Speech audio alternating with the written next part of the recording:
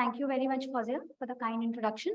So as we move ahead, I see that we are already running 40 minutes behind the schedule. So I would just like to have you focus on some of the next topic is initiation and disease-specific ventilation. And the specific learning objectives for this presentation would be preparation for ventilation and principles of disease-specific ventilation strategies. So it means that in the next 20 minutes, we are going to discuss how once you have decided that you have to put this baby on mechanical ventilation, how you prepare the baby for that. But then I think the details of this can be greatly discussed over the workstation rather than discussing them in theory.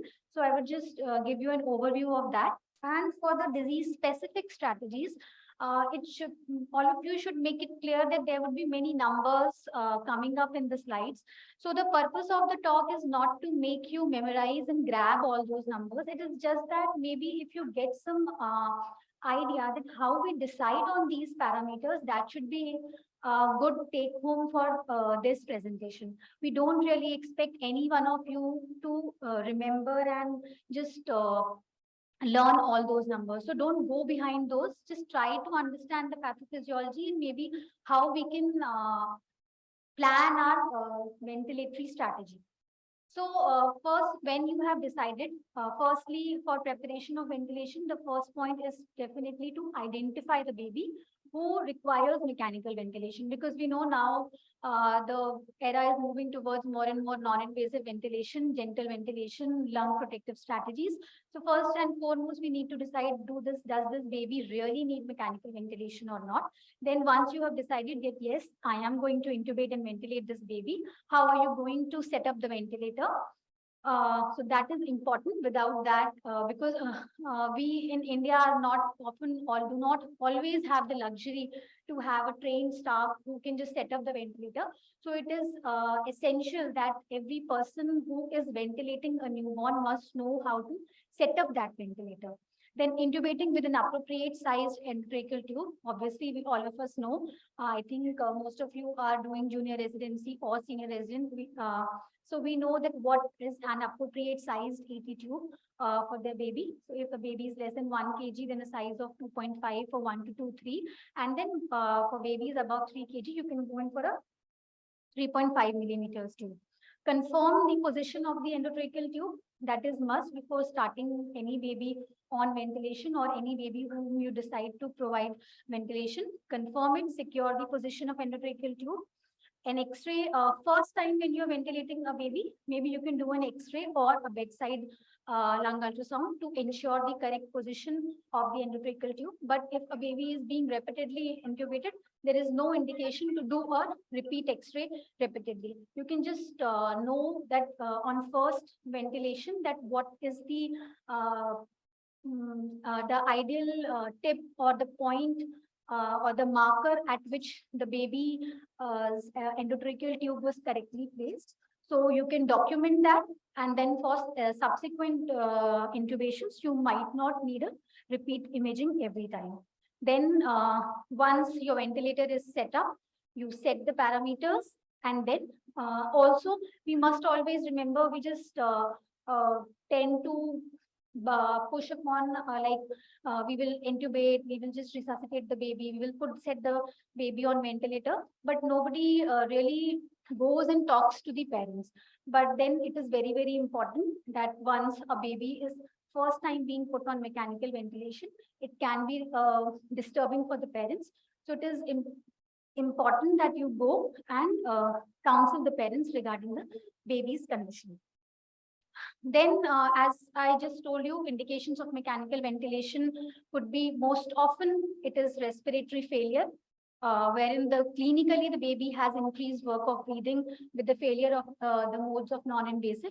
Nowadays, I don't think anyone just straight away jumps onto invasive ventilation without giving them a proper trial of non-invasive modalities. But if that has failed, your blood gas is showing persistently respiratory acidosis with a hypoxemia and hypercarbia, yes, that baby needs mechanical ventilation.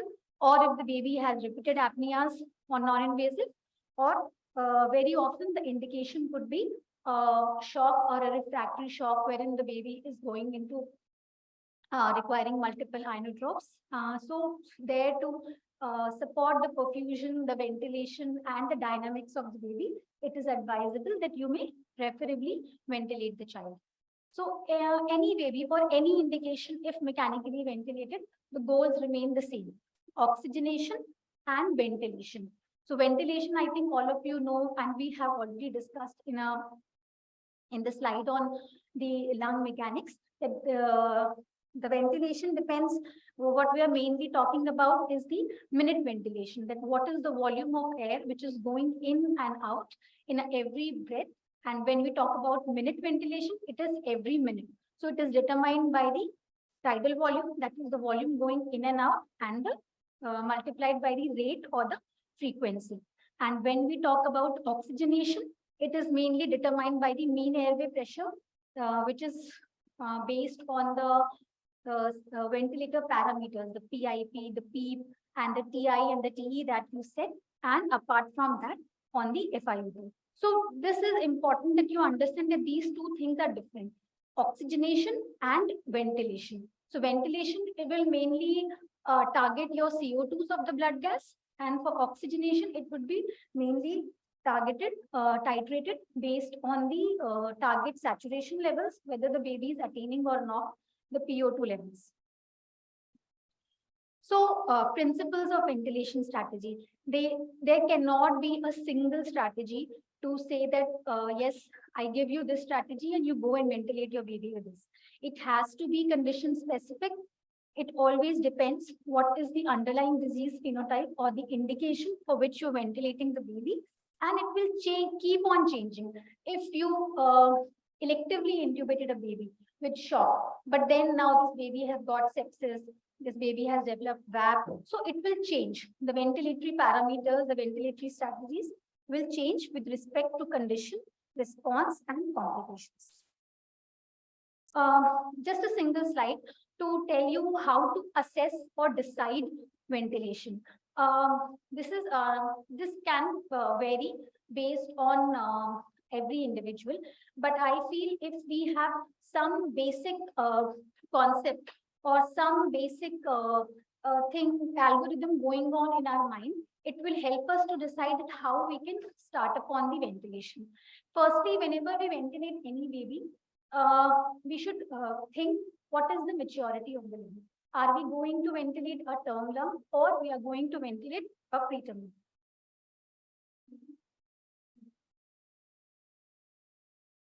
Second is there any possibility of surfactant deficiency for the baby whom you are going to ventilate now?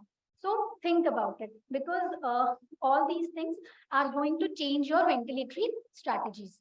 Always think about, is there any underlying congenital malformations in this baby or not? A very important thing to consider before starting or setting the ventilator parameters is to know whether it is a normal lung or a diseased lung.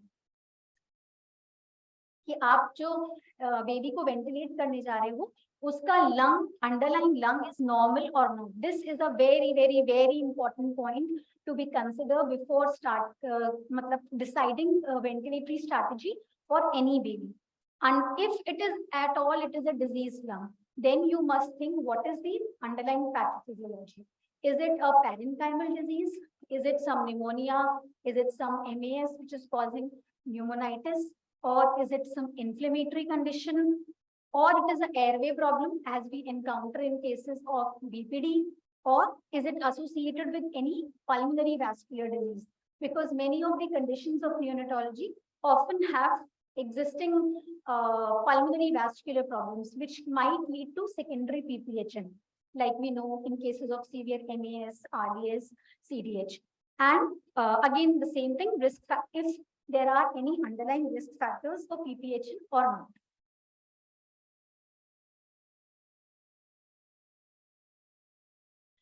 So first condition, the most common condition for which we ventilate in neonatology is respiratory distress syndrome. I think all of you know the pathophysiology of that there is a surfactant deficiency So the alveoli are atelectatic. The functional residual capacity of the lung is less. The lung tends to collapse. The alveoli tend to collapse after every expiration. And there is because there is no surfactant, so the compliance is less. Compliance and resistance have already been talked about, that we know that how much change in pressure is required to bring about a change in volume, and short time constants. Why short time constant? So we already saw in the first presentation, time constant is how fast a lung can inflate or deflate. So it is a multiplication of compliance into resistance. So we know that in RDS, the compliance is definitely affected because there is no surfactant. So when time constant is a multiple of compliance and resistance, and your compliance is poor, so definitely your time constant is going to be less. The lung is going to fill and empty early. So short time constants. So what do we understand about the lung mechanics? It is a preterm lung that you're going to ventilate. The compliance is mainly affected. The resistance mostly in mild to moderate RDS is normal. There is a short time constant and the FRC is reduced. So based on that, we can mode, I think as already Anita ma'am has explained, there cannot be a single mode which is superior over others. Whichever mode you're confident, which you've learned well, is equally good. It's just that you should be knowing what you are setting on the ventilator. So as already discussed, for sick babies, we usually start with assist control, or you may use SIMD along with PSP mode. VT, or the target tidal volume. This is mostly if I don't know how much of you have a concept of that, the hybrid mode of ventilation that Anita ma'am just spoke about in her last few slides. So it just means it is a pressure controlled ventilation wherein you are setting a PIP, a pressure limit beyond which the pressure will not rise, but along with that, it gives you an advantage of setting a target volume as well. If you have set that target volume, whatever be the pressure, the ventilator will not let that target tidal volume to be exceeded for that baby. So what is the advantage with that? By setting the pressure limit, we are intending to avoid barotrauma. And by setting a target tidal volume, we intend to avoid volutrauma as well. So if we have the facility of volume guarantee or volume target ventilation, it will help us prevent both volutrauma as well as barotrauma at the same time.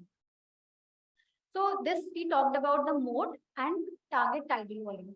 So mode, for in all my slides you will see these are the same modes, because it is upon you to decide which mode you want to use. For sick babies, usually these two modes are used. Target tidal volume, it will be same for all the conditions. The target tidal volume in a newborn is 4 to 6 ml per kg. But we will discuss there are certain situations wherein we set in a slightly higher target tidal volume. For PIP and PEEP. PEEP, I think all of you know, as we have already discussed in the mode side, that PEEP is what prevents the alveoli from collapsing at the end of the expiration. So for most of the cases, it is set between 4 to 6. But in cases of a preterm lung, where the FRC is already low, there is a surfactant deficiency, we tend to start with slightly higher PEEP. By higher, I mean around 5. You don't usually start with a PEEP of 4 when you are ventilating a baby for RDS, because you do not want your alveoli to collapse at any cost. PEEP is set at around 5 to 7. Then PIP. How do we decide the PIP? So PIP is what we saw in the pressure time scalar. It is the maximum pressure which is reached during the cycle, during each respiratory cycle, which has to be set by us. So for most of the conditions, it will depend Clinically also, you can judge PIP based on how is the chest excursion. So when you intubate a baby, you start doing ambo, you will have some rough idea that whether the lungs are stiff or the lungs can be easily ventilated. How much pressure you are requiring to getting an optimum or a just visible chest rise. Both excessive chest rise and minimal chest rise is bad. Just visible chest rise is something which we target. So your PIP should be based on that. Apart from that, you can first, once you have initiated, you can titrate it based on the X-ray and the blood gases.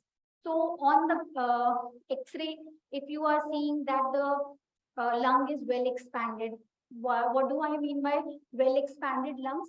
If you see that there are the right dome of the hemidiaphragm is at the level of the 7th to 8th rib. So that means your lungs are now expanded well and there are no retractions and there is a good chest rise. So that means your PIP and PEEP have been set adequately. Otherwise, you can titrate based on this. Moving on to rate. How do we decide rate? Now, in a preterm baby, we already discussed that there are short time constants. So compliance into resistance. Short time constant, lung is going to fill up early and empty early. So we usually ventilate a preterm baby with RDS on higher rates of approximately 50 to 60 per minute, and a TI which is set at around 0.3 to 0.535 seconds with an IE ratio of 1:2. For FiO2, again, for every condition, it has to be based on the SpO2 values and the PO2 values. In most of the conditions for both term and preterm, we will take these target saturation values as 90 to 95%. So you can, for starting, maybe if your baby on non-invasive was on a FiO2 of 40%, you can start at the 10 to 20% higher and then gradually titrate it based on the saturation and the blood gases. So this was about RDS. But for most of the conditions, you need to think about this only. Like when we talk of meconium aspiration syndrome, this would be one of the most difficult conditions to for ventilating in a newborn. Why? Because the pathophysiology is heterogeneous. There can be multiple mechanisms which might be contributing to the lung pathology in cases of meconium aspiration syndrome. Firstly, there can be chemical pneumonitis. The meconium has entered into the airway bronchioles. It is causing inflammation. It has caused a pneumonitis. Then that meconium can go into the alveoli, can damage the type 2 pneumocytes, and it can lead to secondary surfactant depletion. When the bronchioles, they block the airways, we know that their expiratory resistance is more.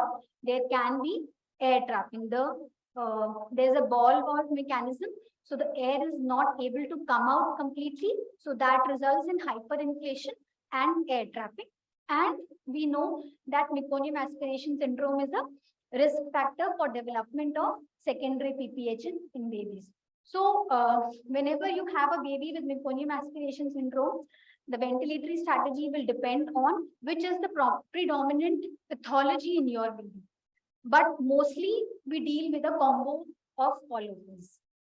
So talking about the lung mechanics, it is a term maybe mostly compliance. If there is a secondary surfactant depletion, so it can lead to resistance of the compliance, reduction of the compliance.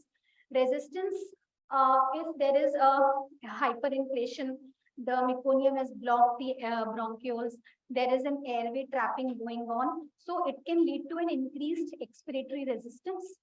Again, the time constant, because the resistance is increased, so that can lead to an increase in time constant, or it may be normal. Again, the FRC may be normal, there may be hyperinflation, or if the predominant pathology is surfactant depletion, then it may be decreased as well. So again, talking about the mode, I've already told you, assist control or SIMV-PSC, whatever you want to use. Target volume. Usually in this, we target a tidal volume of 5 to 6. Earlier you saw it was 4 to 6.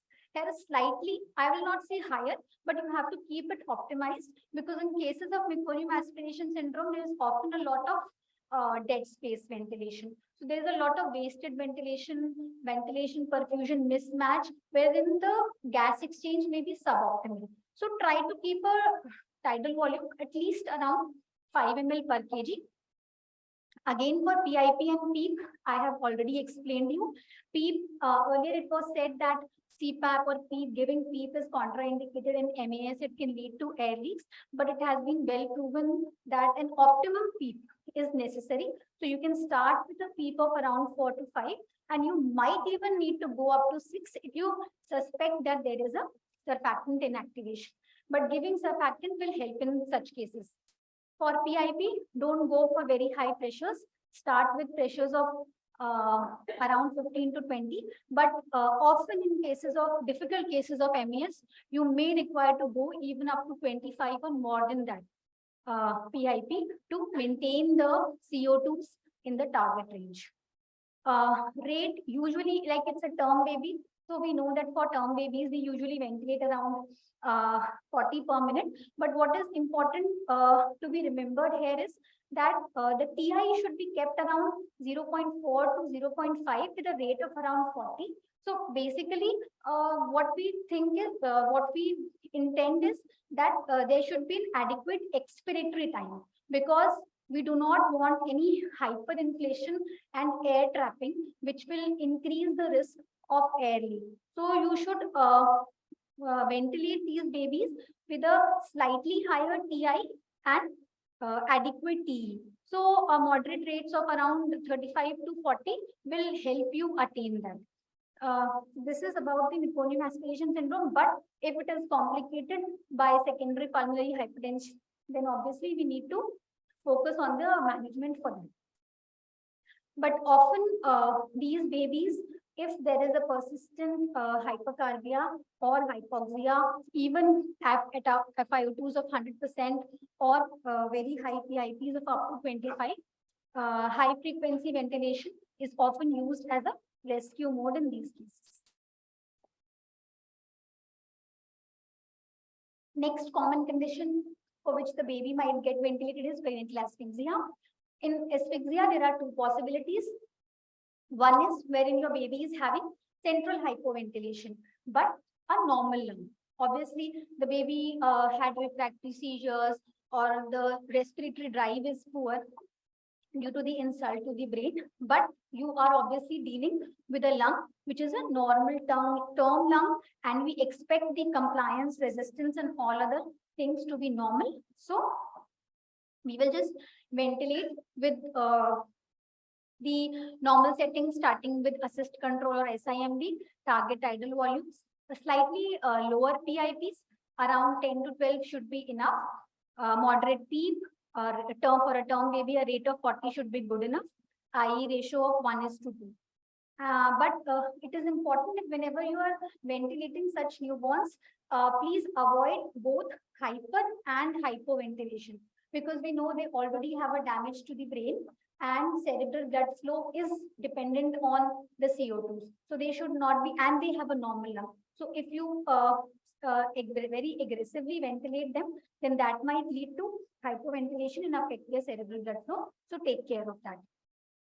So maybe that you start ventilating for a hypoventilation, but then land up continuing ventilation for this baby because the brain drive has now gone. Next possibility in HI could be, it could be complicated by meconium aspiration syndrome or secondary pulmonary hypertension. Often these babies might have cardiac and renal failure, which can make them land up into pulmonary edema or acute RDS. So in this case, again, the ventilation strategy would be slightly different depending on the lung pathology. But the goal of ventilation is again normocapnia with adequate oxygenation. PPHN. It is not possible to cover PPHN in a single slide to cover the ventilation strategies for PPH. But I think to begin with, it is just important to understand that what is PPHN. We are talking about that it is a failure of the normal pulmonary pressures to come down or fall after the birth of the baby. It may be a primary BPHN wherein a cause is not identified, or it may be secondary to many of the conditions that I've already mentioned. And herein your baby presents with severe hypoxemia with right to left intra and extrapulmonary shunts. But in case of PPHN, we would be discussing today the lung mechanics and the ventilation strategies, but adjuvant therapies are more important, like correction of acidosis, keeping the baby calm, bringing down the pulmonary pressures by using vasodilators, and elevating the systemic pressures.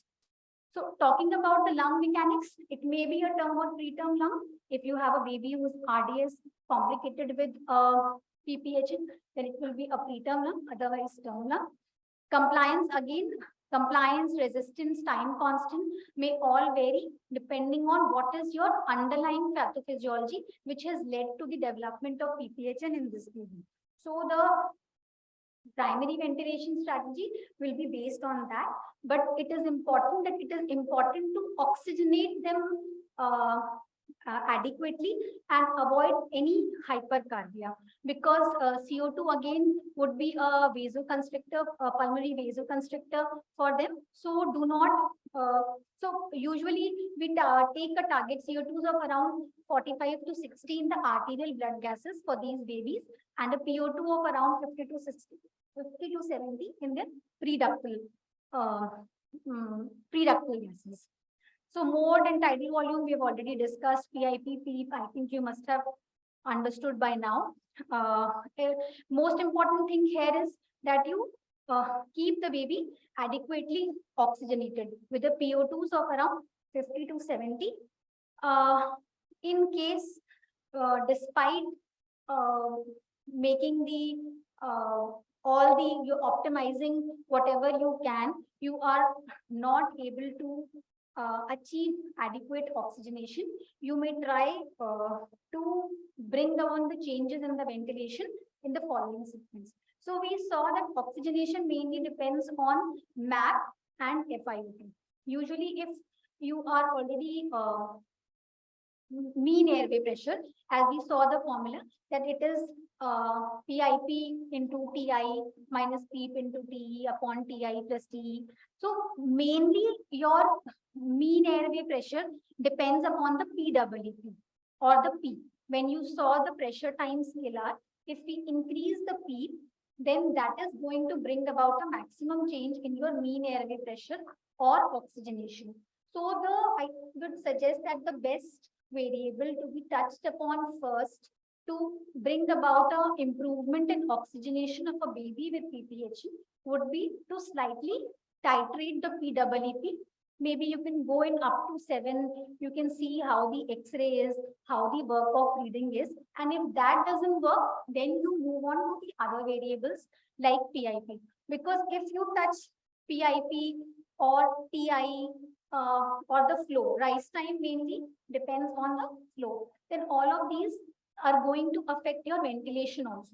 Ventilation is tidal volume into rate. So if you touch rate, it will affect your minute ventilation. It may lead to CO2 washout. If you tidal volume, we know mostly depends upon the PIP. Again, if you touch PIP, it may hamper your ventilation also. So just for oxygenation, PWP would be the best variable, but often it is a very, very difficult condition to ventilate. So adjuvant therapies like HFO, sedation, correction of acidosis, and pulmonary vasodilators might help. Moving on to bronchopulmonary dysplasia. So after MAS, I think this is the second most important condition, or one of the conditions wherein all the theories might fail, but it is a difficult condition to ventilate in an MA, because again, the lung pathology is heterogeneous. It is an intermixture of the airway disease, of the parenchymal disease, and the pulmonary vascular disease. So there is a baby who has been ventilated for long, there has been barotrauma, there has been volume trauma, there has been biotrauma, there is a lot of inflammation in the in the lung. So there is a parenchymal disease, atelectasis, there are areas of hyperinflation, there is fibrosis, your airway might not be helping you, and often these babies have develop secondary pulmonary hypertension. So we have a preterm lung wherein the compliance is severely affected. There is an increased airway resistance. So time constant will vary depending on what is the predominant problem in your baby. Principles include adequate ventilatory support to establish optimum lung volume, recruit the alveoli well to promote even distribution, and avoid air trapping.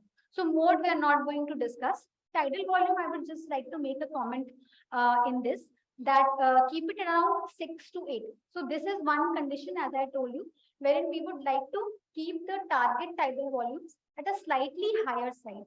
Why? Because the lung is severely damaged in these cases. There are areas where there is hyperinflation, there is a ventilation perfusion mismatch, there is a fibrosis. So there is definitely suboptimal gas exchange which is going on. There is a lot of alveolar dead space. There is a lot of airway resistance.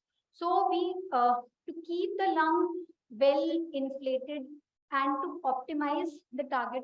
So the target volumes have to be kept slightly on a higher side. Even in severe BPD, we might even consider keeping the volumes up to 10 to 12.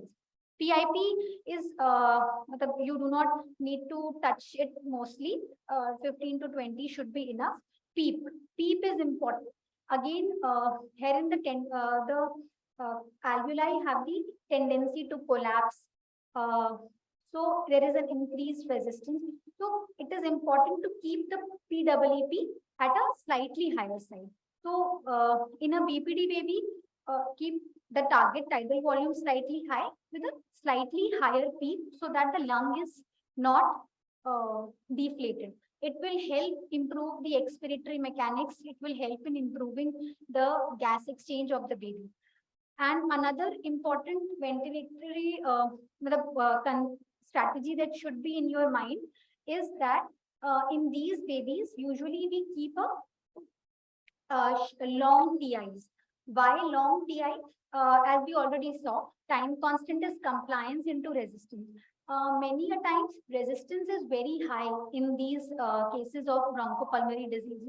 There is tracheomegaly, there is airway resistance. So the lung is not going to be inflated easily. There is a lot of alveolar dead space. So we need to give more time to air to go in and fill in the alveoli. So we need to keep a slightly higher TI, but at the same time, you need to give an adequate expiratory time as well to prevent the air trapping and to prevent the hyperinflation.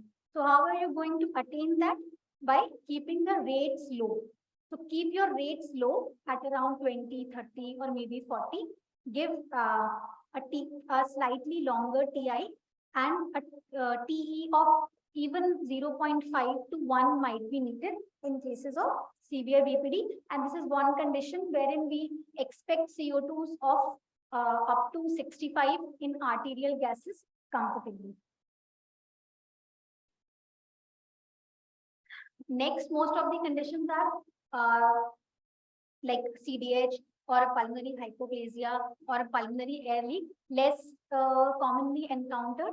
But if you have some basic idea how we can titrate the ventilation, it might be helpful. So CDH, we all know, it is the failure of the diaphragm to develop normally, which can be isolated or syndromic. The lungs and the gut, everything is in the mediastinum. So there is pulmonary hypoplasia. The lung has not got the opportunity to develop well. There is a compromised cardiac function. And then when you start ventilating these babies, there is a distension of gut in mediastinum, again causing cardiorespiratory compromise.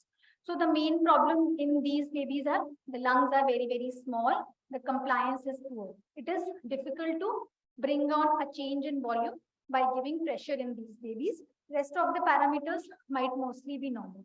So in these babies, there is pulmonary hypoplasia. Just remember, avoid giving higher pressures. because already the lung is hypoplastic. It is prone to air leaks. It can rupture anytime. So try to ventilate at moderate pressures with moderate PEEP and target saturations of 90 to 95%. But often because there is hypoplastic lung, there is structural immaturity, there is dysmorphism of the pulmonary vascular bed. These babies often go on to requiring high frequency ventilation to keep a lower threshold for that. Apnea of prematurity, again, it is one condition as we saw in HI babies, a normal term lung. This is a preterm baby with a normal lung mostly, wherein you have just ventilated because the baby is not breathing or the drive is not good. So ventilate at moderate settings of around 10 to 12 PEEP, PIP and 4 to 5 PEEP with slightly lower rates. Pulmonary hemorrhage. If there is a baby with coagulation abnormalities, surfactant inactivation, all of these can lead to hemorrhagic pulmonary edema. What is to be remembered is that we need to give slightly higher PEEPs to first, most important is to correct the underlying coagulation abnormality. But in strategy, ventilatory strategy, what is to be remembered is keep the PEEP on slightly higher side, and because there is a pulmonary congestion, so the air will need some time to reach the alveoli. So keep your TIs slightly higher and PEEP higher. That is all. Rest, the titration has to be done as already discussed. For air leaks or pneumothorax, pneumopericardium, pneumomediastinum, which we can, wherein there is an interstitial air collection, just remember that already the lung has ruptured and there is a pathological air in the outside the lung.